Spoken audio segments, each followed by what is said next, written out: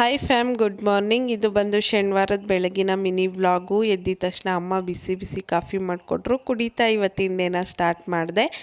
ತಿಂಡಿಗೆ ಅಂತ ಪಲಾವ್ ಮಾಡೋಣ ಅಂತ ಎಲ್ಲ ರೆಡಿ ಮಾಡಿಕೊಟ್ಟೆ. ಅಮ್ಮ ತಿಂಡಿ ಕೂಡ ಮಾಡ್ತಾಯಿದ್ರು.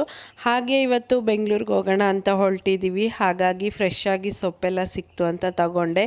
ಗುರ್ಗೆ ಸೊಪ್ಪು, ಹಾಗೆ ಪಾಲಕು, ಮೆಂತೆ, ಕೊತ್ತಂಬರಿ ಮತ್ತು ಫ್ರೆಶ್ ಆಗಿ ಸಬ್ಬಾಕ್ಸಿ ಸೊಪ್ಪು ಕೂಡ ಸಿಕ್ತು. ಅದನ್ನು ಕೂಡ ತಗೊಂಡು ನೀಟಾಗಿ ಎಲ್ಲ ಬಿಡಿಸಿಟ್ಟೆ.